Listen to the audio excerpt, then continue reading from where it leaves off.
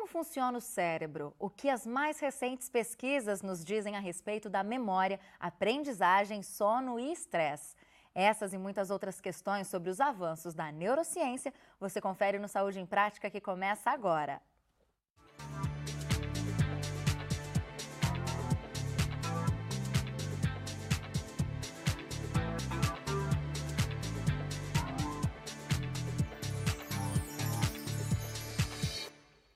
E para falar sobre os avanços da neurociência, a nossa convidada é a neuropsicóloga Mirela Cardia de Lima. Mirela, muito obrigada pela sua presença aqui no Saúde em Prática, é um prazer recebê-la. Eu que agradeço o convite. Bom, então a gente vai começar falando sobre esse assunto super interessante, né, a neurociência. E recentemente, pesquisadores no mundo todo realizaram a Semana do Cérebro. O que é que aconteceu nessa semana? O que é essa semana? Essa semana é muito importante, porque em vários países os profissionais saem das universidades, né, e vão até a comunidade. Tanto as universidades fazem programas para receber as pessoas, quanto os profissionais vão até a mídia para divulgar os benefícios da neurociência no cotidiano. Legal. Agora, o domínio da medicina em relação ao cérebro avançou muito nos últimos anos, né? De fato, Juliana, teve um avanço extraordinário. E esse avanço foi devido à evolução das técnicas de neuroimagem, principalmente o exame de ressonância magnética funcional, que foi possível a gente verificar o cérebro em funcionamento. Então, nós podemos dar uma tarefa para uma criança, por exemplo, memorizar uma informação, e é possível a gente verificar por exame de ressonância qual área do cérebro que é ativada enquanto ela está aprendendo. Nossa, quanto mais a tecnologia avança, mais a ciência, a medicina vai avançando juntos, né? Sim, e trazendo benefício para a comunidade, né? Para o nosso modo de viver. Mirela, e o que as recentes descobertas da neurociência nos dizem sobre a felicidade? Nossa, esse tema de fato é muito interessante, né? Tanto que a palestra mais assistida da Universidade de Harvard foi sobre o tema felicidade. Nossa. Né? E o que eles concluíram, nessa palestra mesmo, o que eles falaram? Né? Que o que é importante para a gente ter a sensação de bem-estar, né, é que a gente faça tarefa significativa, mas não é só isso. Né? Que ao mesmo tempo que a gente faça uma tarefa significativa, a gente ajude ao próximo. E a importância de ajudar o próximo é tão grande, faz tão bem ao cérebro, que ativa a região do cérebro responsável pela recompensa. A mesma região que é ativada quando a gente ganha dinheiro, quando a gente come uma sobremesa preferida. Essa região é ativada quando eu ajudo o próximo. E não só quando eu ajudo, mas quando eu também vejo alguém ajudando, essa região do cérebro é ativada. Né? Por que ativou? Porque causou em mim o bem-estar. Né? Então, há um correlato. Toda a sensação que eu tenho, emocional, eu tenho um correlato acontecendo no meu cérebro. Que legal. Agora, em relação ao sono, Mirela, o que as pesquisas trazem de novo? É importante, isso a gente sabe, a gente já falou bastante aqui também no Saúde em Prática. É muito importante que a gente tenha uma boa noite de sono, né? Então, Juliana, as pesquisas até então nós já sabemos, né, o quanto é importante dormir para nós consolidarmos a informação que nós aprendemos durante o dia. Então, isso já está bem divulgado, né? Sim. Agora, o que é de novo é que o cérebro, enquanto dorme, também faz uma limpeza, né? Isso até então não sabíamos, né? Por que ele faz essa limpeza? Porque durante o dia nós fabricamos, né, todo o tempo nós estamos fabricando proteínas beta-amiloides no nosso cérebro. Eu estou fabricando agora e você também. Né? O que acontece é que o excesso dessa fabricação de beta-amiloides está muito correlacionada a uma demência do tipo Alzheimer. Né? Então, o que acontece? Durante o sono, os pesquisadores perceberam que é maior a atividade cerebral para fazer essa limpeza e reduzir esse excesso de células, de proteínas beta-amiloides. E por que a gente produz essas proteínas, Mirela? Então, essas proteínas ainda há estudos ainda, nós ainda não sabemos por que algumas pessoas produzem ainda, né? Há várias hipóteses, mas ainda nós não sabemos de fato por que algumas pessoas produzem mais, né, essas proteínas beta-amiloides do que outra. Né? Agora, o que é importante é que o sono, de fato, além dele contribuir para a consolidação das informações, né, ele também faz essa limpeza. Naturalmente, né? O organismo já se preparando. Agora, além dos já citados, né, quais os outros benefícios que os estudos da neurociência estão trazendo para o cotidiano das pessoas? Então, para falar sobre isso, eu vou contar para você, né, o que a ganhadora do Prêmio Nobel de Fisiologia de 2014, que foi a única mulher que ganhou o prêmio. Ai, que legal. Né, fizeram essa pergunta para ela, fizeram a seguinte pergunta para ela: o que a neurociência trouxe de bom para a sua vida, né? E ela disse o seguinte, que o que fez ela mudar a forma dela viver, né, que a partir do momento que ela ficou sabendo daquela informação que foi muito impactante para ela, foi o efeito do estresse no cérebro. Né? Ela estudou que o cérebro, quando ele está sob grande estresse, ele deixa de fabricar novos neurônios, ele deixa de fazer a neurogênese. E também ele acaba lesando, danificando alguns neurônios, né? Nossa. A partir do momento que ela teve contato com essa pesquisa, que foi feita por uma universidade muito respeitada, ela começou, essa ganhadora do Prêmio Nobel, ela começou a mudar o cotidiano dela. Então, o que ela fez, né? Para a gente poder fazer, né? Para a gente poder implementar no nosso dia a dia, né? Ela começou a fazer, ela fez paradas durante a rotina dela de meditação. Então, ela começou a meditar, fazer exercícios respiratórios, que são exercícios de respiração diafragmática, que diminui o batimento cardíaco, né? Altera a fisiologia do corpo, né? Deixa você mais calma, né? E além de todas essas atividades que ela fez, ela aumentou a atividade física dela, né? Por quê? Porque ela sabe que esse tipo de comportamento, ele reduz o estresse, né? E passa a ter um melhor funcionamento cerebral. Agora, o que mais também ela também ficou sabendo, e ela comentou, que quando a gente está diante de um estresse, a gente deve vê-lo como desafio. O estresse em si não faz mal. O que faz mal é o que pensamos sobre estresse. Então, se eu estou diante de uma situação estressante, eu tenho que fazer o quê? Eu tenho que vê-lo como um desafio e buscar estratégias para lidar com esse estresse. Que legal. Agora, em relação à educação, como a neurociência pode contribuir com essa área, Mirela?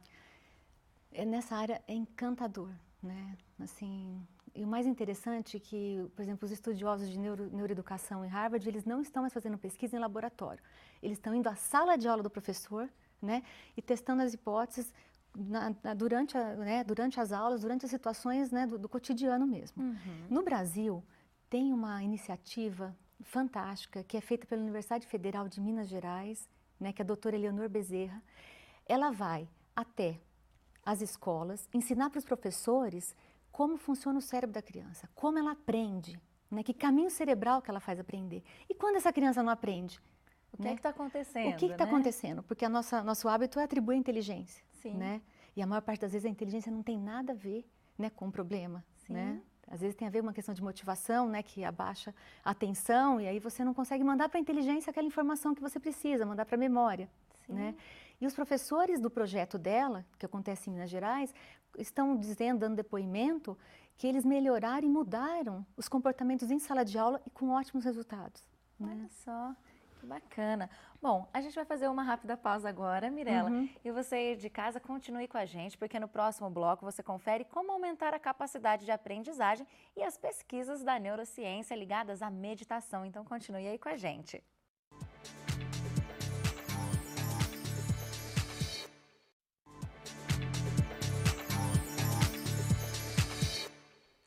Saúde em Prática está de volta e aqui conosco está a neuropsicóloga Mirela Cardia de Lima, nos esclarecendo sobre os avanços da neurociência. Doutora Mirela, parece que as crianças têm mais facilidade de aprendizagem do que nós adultos. Por que fica mais difícil aprender conforme os anos vão se passando? Na verdade, né, a dificuldade de aprender conforme os anos vão passando depende muito mais de como você cuidou do seu cérebro. Não é? Então, por exemplo, se você dorme a quantidade suficiente de tempo, não é? Se você, por exemplo, teve durante a sua vida toda alteração na pressão arterial, mas você a controlou, né? Isso protegeu o teu cérebro.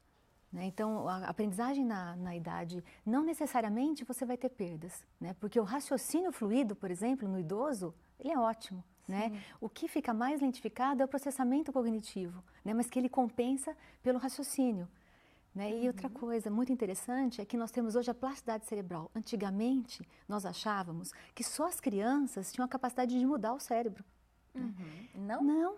Com os avanços na neurociência, o que nós percebemos é que há plasticidade cerebral no adulto e no idoso. O que é essa plasticidade cerebral? A plasticidade cerebral quer dizer que, mesmo que ocorra, por exemplo, alguma alteração durante os anos, né, as células ao lado, elas podem assumir aquela função. Né? Então, vamos pensar que algum idoso sofre durante a vida, né, o adulto, né, sofre algum tipo de lesão leve, mínima. Né? As regiões ao lado, elas assumem aquela função, né, correspondente à área lesada e passam a exercer essa tarefa. Né? Então, a plasticidade cerebral quer dizer que mesmo numa idade avançada, a gente pode ir fazendo compensações, né, e podemos render. E o que faz a gente render mais? É a motivação e o interesse. Então, o idoso, se ele tiver uma motivação e um interesse, ele vai ampliar sua capacidade intelectual. Isso, né? quer dizer, então, que a gente pode aumentar essa nossa capacidade de aprendizagem? Muito. Por exemplo, dormir bem aumenta nossa capacidade de aprendizagem. Por exemplo, exercício físico aumenta nossa capacidade de aprendizagem, né? Porque ele faz plasticidade cerebral e ele altera as regiões do hipocampo na região da memória. Legal. Né? Agora, nós sabemos o quanto é difícil alterar um hábito, né? Como é que funciona esse tipo de mudança para o cérebro? Sim, né? 40% a 45% dos nossos comportamentos diários são automatizados. Né? Tudo isso? Tudo isso, não parece, né? Mas sim, o cérebro até faz isso para que ele possa ter espaço para decidir coisas novas e coisas importantes. Senão a gente vai ficar decidindo coisas simples do dia a dia, né? Como o horário de tomar banho, como o horário de comer. Então os hábitos eles são muito importantes porque eles fazem com que a gente tenha tempo para se dedicar às coisas mais complexas, né? Quando você está formando um hábito, você usa muito mais as áreas cerebrais da região pré-frontal, né? Que é a área responsável pelo planejamento no cérebro, pela motivação. Né? Pela organização de etapas de um comportamento, né? Então a região pré-frontal vai cuidar disso. Contudo, quando você já está repetindo esse hábito por bastante tempo, quem vai assumir essa função é a região dos gânglios basais no cérebro. Vai né? Mudando. Porque daí já fica mais automatizado e você não precisa mais pensar para fazê-lo. Né? Legal. E os estudos estão indicando, inicialmente a gente falava em 20 dias, né, de prática comportamental para instalar um hábito. Né, 20 dias, mas atualmente já tem pesquisas indicando que são 120 dias no mínimo, você praticando todo dia, nem que for 5 minutos por dia, todos os dias, para que saia do pré-frontal e vá nos gânglios basais, né, e eu consiga fazer aquilo sem pensar, virando um hábito. Então, por exemplo, quem quer meditar todo dia pode começar com 5 minutos, porque o importante é você começar. Você fazer um marcador comportamental daquela situação e você repeti-la todo dia, nem que for um pouquinho. Olha só. Bom, todos nós sabemos da importância da atividade física para o organismo, né, de uma forma geral. Mas o que as pesquisas trazem de novo na relação entre os exercícios físicos e a memória? Sim, então se a gente pegar um idoso, por exemplo, com 60 anos, e ele começar a fazer atividade física todo dia durante 1 hora, depois de pelo menos 6 meses, se as pessoas forem comparar o cérebro deles antes e depois do exercício físico, as pesquisas estão mostrando, os exames de ressonância magnética, que há um aumento na região da memória, né? Isso é plasticidade cerebral. Há um aumento na região da memória e isso benefício da prática de exercício regular. Mirela, mas qualquer atividade física beneficia essa área do cérebro ou não? Não, não é qualquer atividade física. Tem que ser necessariamente atividade física aeróbica, né? Por exemplo, tonificação, musculação, não tem tanto resultado quanto tem atividade física aeróbica. Atividades em grupo também fazem diferença ou não? Atividades em grupo fazem muita diferença. Você sabe que tem uma pesquisa muito interessante que fizeram com ratos, né? Então eles pegaram um rato, colocaram eles, né, sozinhos e colocaram sabe aquelas giratórias para fazer exercício, né? E colocaram um rato sozinho fazendo exercício físico. Num outro grupo, tinha uma comunidade de ratos na qual eles conviviam de uma forma constante e também fizeram o mesmo exercício físico. E o que eles verificaram? Que nesse primeiro grupo, nessa primeira amostra que ele estava sozinho, não houve mudança cerebral. Né? Ele teve uma melhora global, mas não uma mudança de plasticidade cerebral, uma mudança tão intensa quanto teve o que fazia exercício grupo e vivia em grupo. Olha só. Então, a conexão social faz diferença para o cérebro. Que legal. Né? Agora eu vou entrar num assunto que eu achei muito interessante. A meditação também tem feito parte dos estudos da neurociência, né, Mirela? Eu queria que você falasse um pouquinho pra gente sobre essa união aí da meditação, a importância dela. Você sabe que os monges budistas estão frequentando constantemente, né, as universidades americanas, né? É mesmo? Eles estão fazendo bastante avaliações, né, com exame de ressonância magnética para identificar como funciona esse cérebro que medita muito e como funciona o cérebro daqueles que iniciam, né, a meditação.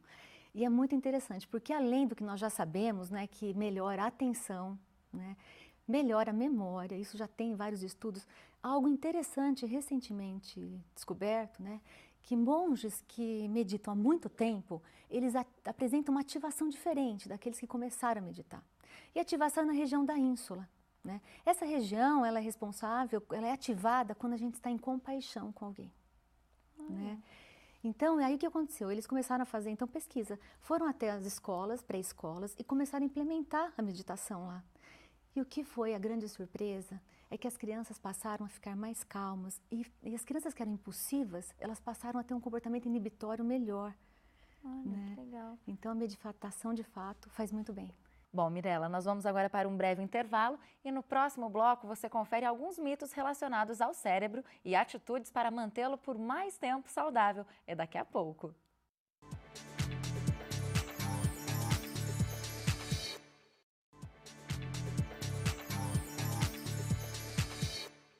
O Saúde em Prática está de volta e hoje estamos falando dos avanços da neurociência. E aqui conosco, tirando as nossas dúvidas, está a neuropsicóloga Mirela Cardia de Lima. Mirela, nesse bloco agora a gente reservou para falar um pouco sobre os mitos. Os pais que pensam que castigar os filhos por ele ter uma dificuldade, por exemplo, no aprendizado, isso está correto? Funciona bem? Sim, o castigo não melhora o desempenho escolar, né? Porque quando eu castigo, por exemplo, é muito comum, né, a gente ouvir: ah, tá indo mal na escola, você não vai ao basquete, né? Tá indo mal na escola, você não vai sair final de semana, né? Não vai a uma prática de lazer. O que a gente sabe é que justamente é o contrário, né? Se a criança está com dificuldade de aprendizagem, ela tem que fazer bastante esporte, né? Porque o esporte está ligado à melhoria de atenção, né? À melhoria da ativação cerebral. Né? Se ela está com dificuldade de aprendizagem na escola, nós temos que investigar o que está impedindo ela de aprender. Né? E uma das coisas que a gente comentou também é que o sono pode estar ligado a essa dificuldade de aprendizado, né? Nossa, isso que você está falando é muito importante, né? Porque à noite é que eu vou consolidar, vai ficar na minha mente o que eu ouvi durante o dia do professor. Né? Então nós temos, o que os pais podem verificar? Se a criança tem sono interrompido, se ela acorda muitas vezes durante a noite, não é? Se ela demora para iniciar o sono, né? Se ela tem apneia do sono, se ela tem dificuldade respiratória durante o sono, ela pode também ser uma respiradora bucal, né? Se ela é uma respiradora bucal, ela não respira bem à noite, então ela vai ter esses micro despertares, né? Então é fundamental, se a criança está com dificuldade de aprendizagem, primeiro tem que investigar o que está impedindo essa criança de aprender. Porque a gente tem uma tendência a atribuir a inteligência, a própria criança tem. Sim. Né? Mas não, muitas vezes está ligado à motivação, ou à atenção, ou a uma dificuldade específica. Né? Importante os pais ficarem atentos, Sim. né? Agora, Mirela, é verdade que a gente só usa 10% da capacidade do cérebro, como a gente já ouviu dizer muito por aí? Sim, muito mesmo. Isso é um mito. É mito? É mito, é mito. Não, nós usamos o cérebro todo. Né? Nós temos áreas mais ativadas conforme a atividade, mas as conexões são intensas em várias áreas do cérebro, né? É um mito mesmo. Bom, e quanto ao hemisfério direito, hemisfério esquerdo, a gente usa predominantemente só um deles? Como que é? Também, não. A gente conecta ao mesmo tempo os dois hemisférios, né? Então, quando eu estou falando, eu tenho imagens visuais ao mesmo tempo, então eu estou conectando os dois hemisférios ao mesmo tempo. Que legal. Agora, a gente ouve falar muito em relação à razão e à emoção. É possível dividir as nossas decisões nessas polaridades? Não, não é possível, né? Não dá para falar, hoje eu vou ser só racional, Não. só emocional, não dá, só coração, só cérebro. Não é possível. E quem nos ajudou nisso foi o neurocientista Dr. Damasio, né, que é um português, né? E hoje ele está morando nos Estados Unidos, né? E está fazendo pesquisas lá. Ele que nos trouxe essa pesquisa dessa relação entre o cérebro, né? A emoção e a razão. Por exemplo, eu vou dar um exemplo para você, o quanto a emoção, né, quando ela está regulada, o quanto ela é importante para a gente, né? Então, vamos pensar que eu estou tendo um comportamento, eu vou agir em relação a uma pessoa com uma ação que não é boa, que vai prejudicar aquela pessoa. Na mesma hora, a emoção, né, a minha culpa é ativada, né? E aí aquilo me impede de agir daquela forma, né? Então, nessa hora, a emoção foi muito importante. Sim. Né? O arrependimento ele é muito importante, né? Porque ele faz eu me autorregular, ver onde eu estou errando, né? Então a emoção, ela muitas vezes ela ajuda, né? A razão, né? A se organizar, porque senão seríamos frios, né? Se ela não ajudasse. Sim. Né? Agora, justamente, quando a emoção ela fica extremamente ativada, aí sim está na hora da razão ajudar a emoção, né? Aí nós temos que ter pensar qual que é a lógica da situação, né? E não ser extremamente pessimista, porque não é porque pessimismo está certo, né? A gente tem que buscar os fatos, né? Para poder acalmar a emoção, né? E ela entender o que está acontecendo. né? Se a razão conversa com o sentimento, ele consegue sim autorregular. É mais ou menos assim que funciona. Quando eu estou com uma emoção muito forte, o meu sistema nervoso autônomo, ele fica muito ativado. Então eu tenho batedeira, né? Eu tenho suor nas mãos, eu tenho sudorese.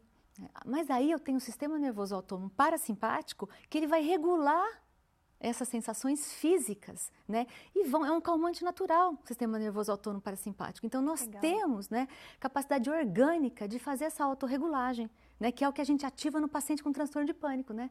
O paciente com transtorno de pânico, ele está com o sistema nervoso autônomo muito ativado. Então a gente vai atuar com o parasimpático para ele acalmar, né? Então funciona assim, nós temos capacidade de autorregulação. Que legal. Mirela, quando a gente costuma ver uma pessoa que é muito talentosa, né? As pessoas dizem, né? Ah, essa pessoa tem o dom. Aí eu queria saber se é cientificamente comprovado que o dom é uma coisa que existe, ele é comprovado pela ciência ou não? As pessoas têm a mesma capacidade de aprendizado? O dom só é ativado com muito treino e com muito exercício, né? Então, não. E o que eu tenho que fazer é descobrir uma coisa, que eu me encanto com aquilo, não é? E extraordinariamente treinar aquilo. Aí sim, depois de muito treino, depois de muito estudo, eu vou ativar um dom. Né? Mas pode ser que as pessoas tenham um pouco mais de facilidade, talvez, ou é esse interesse que facilita as coisas? Sim, vamos pensar, por exemplo, né, que um dentista tenha mais facilidade motora, né, porque na infância ele teve mais trabalhos manuais, e isso desenvolveu a região do cérebro, ativou, né, fez mais ramificações na região do cérebro da parte motora, né? Mas não quer dizer que alguém que esteja iniciando e que não tem habilidade motora, que ele treine, porque o cérebro é plástico na vida adulta também. Né? Então ele pode sim aumentar as ramificações, né? Aumentar as conexões da região responsável pela parte motora para que ele também adquira essa habilidade. Agora, nada a gente consegue sem muito suor, sem muita constância de propósito e perseverança. Né? Com certeza. Bom, a gente já está chegando quase no final do programa, Mirela. Então eu queria assim, que você desse uma dica até para quem está nos assistindo. Quais as maneiras de se cuidar melhor do nosso cérebro, de conseguir mantê-lo saudável por mais tempo? Bom, para a gente conseguir manter nosso cérebro, né, mais tempo saudável, o que é fundamental? Nós observarmos o nosso sono, né, é fundamental. Né? Tentarmos práticas, né, de psicohigiene do sono para que a gente consiga aprofundar esse sono, né, e ter todos os benefícios. Que a gente não tem problema ter alteração de pressão arterial, mas a gente precisa sim fazer a regulagem, né, de todas as alterações orgânicas, né, buscar a regulagem através de medicação, através de prática de exercícios, né, que muda muito o cérebro. O que é fundamental, que a ciência está, né, estudando hoje, é a conexão social. E não é qualquer conexão social. Se a gente quer proteger, se a gente quer ter mais longevidade, né, se a gente quer viver melhor, né, o que as pesquisas com idosos que chegaram aos 90 anos está concluindo, está trazendo para nós melhorar a nossa qualidade de vida? É que esses idosos, eles se envolvem com tarefas significativas na comunidade, né? E também tarefas que ajudam o outro.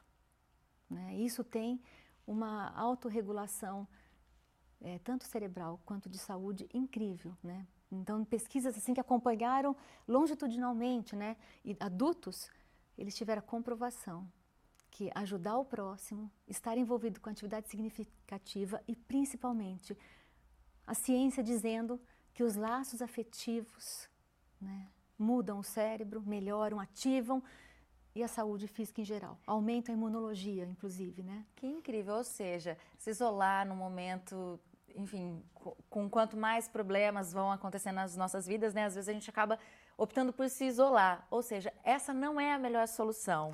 Não, isso que você está falando é muito interessante. Tem uma pesquisa incrível, né? E tem outras várias comprovando essa, que diz que a pessoa que se isola, né, ela está em risco, tanto quanto pressão arterial alta, tabagismo e falta de exercício físico. Né? Então, a conexão social, ela é fundamental. Por isso que a neurociência, né, está estudando, né, a conexão social, os valores, a convivência humana, porque ela está percebendo, né, o quanto é fundamental a qualidade dessa conexão social. Incrível, fica a dica aí, então para o pessoal de casa, para se conectar cada vez mais, né? Que para estar saudável, também é importante ter uma vida boa, uma vida em harmonia com toda a sociedade. Que bacana, foi uma delícia o nosso bate-papo, foi um Mirela. prazer. Fiquei super feliz. Obrigada pela sua participação, viu? Eu que agradeço. Bom, você aí de casa, nosso programa infelizmente já está chegando ao fim, mas quero lembrá-lo que semana que vem tem mais Saúde em Prática e a gente aguarda você aqui. Então, se perdeu algum programa, é só acessar o nosso site que lá você encontra todos os programas já exibidos. Até a próxima semana. Tchau, tchau.